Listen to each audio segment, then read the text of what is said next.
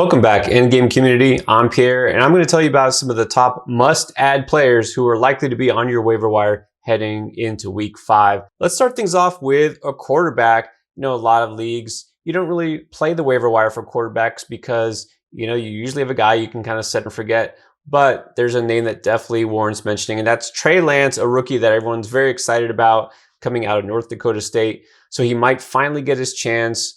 As much as Kyle Shanahan really wants to hold back his young players, he doesn't have a choice now because Jimmy Garoppolo is hurt. Calf injury suffered on Sunday. So we're not sure the prognosis, but early word sounds like he said he'll be out at least a couple of weeks.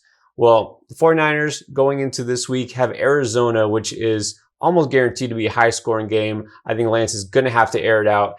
And you know he has that rushing upside that Jimmy G just doesn't have. This is a guy, of course, selected number 3 overall for a reason. So we've seen what he could do in just one half of play this past week in relief of Garoppolo. He had 157 yards and 2 touchdowns with no picks, and that was just on 9 completions. He's going to air it out. He has the arm for it. He has the rushing upside. There's a reason why you want him on your fantasy team. All right, now talking about running backs, I mean, it's just so hard to find a guy that you can start, pluck him off the waiver wire and put him in your lineup. But let's look at Latavius Murray because, well, he's now officially the lead back in Baltimore, and that always carries some weight.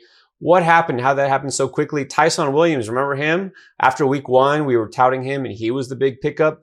And he was a healthy scratch in week 4. Didn't even see the field, and it wasn't because of injury. It was just coach's decision. Well, that tells you how far he's fallen, which is kind of confusing because he actually has been the most effective running back on that team. But look, this is a team that wants to make the playoffs. They don't really need a guy to be the focal point. They're going to mix and match at running back. Lamar Jackson is still their best runner. Latavius Murray is a veteran. They seem to be wanting to go the veteran route. Le'Veon Bell is getting on the field. We're not going to recommend him. Don't pick up Le'Veon Bell, but you can pick up Latavius Murray because he's getting the most carries in Baltimore. In week 4, he had 18 carries for 59 yards and a touchdown, and that's the main thing. His appeal is going to be mainly in non-PPR or at least half PPR leagues because he's just not going to catch many balls, if any, but he always has a chance to score a touchdown.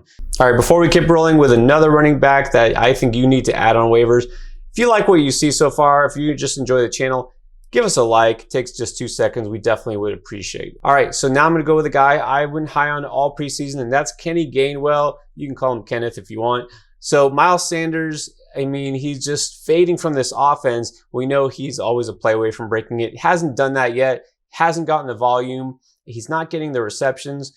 Kenneth Gainwell he's a guy that the last 2 weeks has seen game script that has gone in his favor because he is, from the beginning, the primary pass catching running back in this offense. And that matters because that's going to be your floor in PPR, the guy who's going to get those receptions, especially when things aren't going well. We saw what happened just now. 6 catches, 58 yards, and a touchdown also on the ground. So Gainwell getting some red zone usage, more red zone carries than Miles Sanders lately. That's also a big deal. So as much as you could say that Gainwell is somebody who's on the rise, Sanders is just a guy you should be absolutely worried about. In 4 games so far, Gainwell has outscored Sanders 46-40 PPR points. I don't think that's going to go away. I think that's a trend that's going to just continue to expand as the weeks go on. So Gainwell definitely worth plugging in full PPR leagues, maybe in that flex spot, especially in negative matchups. And you know what? This coming week, they're going to play Carolina, which is looking pretty good, to be honest. And next week, Tampa Bay after that. So Gainwell, I think, will continue to be better than Miles Sanders in fantasy. All right, on to a receiver now. If you know my partner, Chris, he's a Washington football fan, and one of his favorite players in fantasy is Curtis Samuel going into the season. Bad luck that he happened to get hurt right toward the end of the preseason. So we hadn't seen him debut for Washington until week 4. It was kind of quiet, 4 catches, 40 yards, nothing special, but obviously going to limit him going in because he just started practicing with the team. They're going to bring him along slowly. They're going to need to go full speed ahead now because Logan Thomas, the tight end, had a hamstring injury, and De'Ami Brown, their rookie wide receiver, also with an injury. Don't know if they're going to miss next week going forward, but it's likely that they'll be limited, if not out. And remember, he's a guy who gets used in the backfield as well. That's why we love Samuel, his versatility, and he's got that speed. He can take it to the house at any time. The way this offense is rolling with Taylor Heineke at quarterback, you've got to like Samuel. So definitely take a chance on him. Only 40% rostered right now in leagues, and a lot of people either dropped him or maybe stashed him, but if he's available, you go get him right now. All right, we've got some more waiver wire pickups to mention, but first, take a chance when you're done with this video. Again, if you enjoy what you see, besides giving us a like, why don't you consider a Patreon membership and support us every month for the low price of $4.99. And you know what? That gives you access to our special Sunday morning start sit advice show where you can join Chris and I and just a handful of members. And we're on there for 2 full hours up until game time, giving you all the latest info and advice. I mean, what more could you ask for? We're here to help you win. That is our end game. So again, check out the information in the description below once this video is over. But let's keep going with another guy at receiver. Now, I find it hard to recommend this guy because, again, popular sleeper in the preseason. You'd think he'd be owned everywhere, but he is dropped in a lot of places because, well, the Jaguars are terrible. And that is not going to change. But what is changing is Laviska Shenault is going to see his target share go up just like it did on Thursday night after DJ Chark went out with an injury, a fractured ankle, out indefinitely. That means it's going to be at least a couple of weeks. Who knows how long? Haven't declared the season to be over, but that means with as short of depth they have at wide receiver, guys like Marvin Jones, who was already the lead receiver, and now Shenault finally might deliver on that promise. Look, Shenault was dropped a lot of places. I can see his ownership is below 60% in Yahoo. So if he's out there, you go get him. Maybe you float a buy low offer to him from another owner. But right now, Shenault's looking like his arrow is finally pointing up.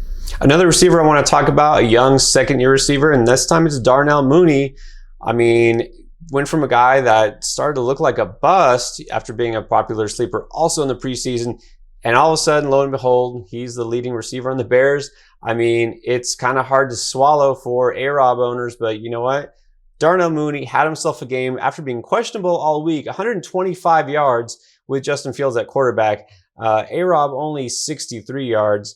So I'm not saying Mooney's taken over as #1 receiver here. He still has been very limited this season, his production. Finally, the Bears got things on track. Finally, Mooney had kind of a breakout game, and things should only get better going forward if Bill Lazor is really calling plays. Justin Fields getting more comfortable. You've got to like the fact that Mooney is going to be, along with Allen Robinson, one of the only targets available. And the fact that David Montgomery now is hurt and may be in jeopardy of missing week 5, that puts Mooney on the streaming radar again because, well, they're going to have to pass the ball more than they want against the Raiders coming up.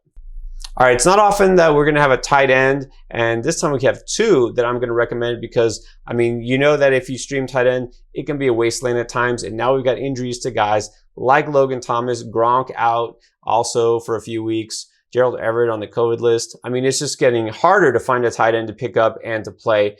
So let me tell you, first of all, if Dawson Knox is available on the waiver wire, go get him now. This is a guy who's part of a potent Buffalo offense. He has scored 4 touchdowns the last 3 weeks, and he hasn't gone below 8 PPR points in any of the 4 games this season. I mean, it looks like Buffalo is going to have at least, 5, 6 guys who are fantasy relevant any given week.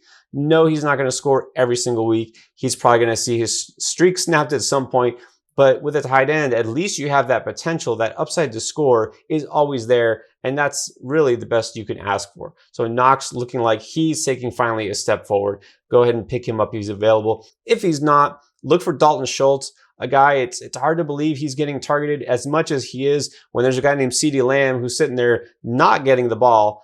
Don't know what that's about, but that's for another video. If you look at Chris's panic player video, he'll tell you about CeeDee Lamb, whether you should really be worried or not. Tell you that you shouldn't be worried about Schultz. In 3 out of 4 games so far, he's seen at least 6 targets. That is really good for a tight end, and he's getting in the end zone. 3 touchdowns the last 2 games. Will it continue? I mean, it's hard to think it won't. If Dak Prescott has that trust in him and he's continuing to target him, this is obviously in the game plan. You know, Lamb will be fine, I think, going forward. But right now, Schultz is a guy you have to be interested in. This offense is potent enough. It can also support multiple assets. So again, you need help at tight end. If Knox isn't there, you go for Schultz, and you should feel pretty good, especially in full PPR leagues. All right, guys, that's the must-add waiver wire pickups for week 5. Check out all our content. And of course, if you like what you saw, hit that subscribe button. We definitely appreciate it. And join us on Discord. All that information in the description below. Thanks for watching. Good luck in week 5.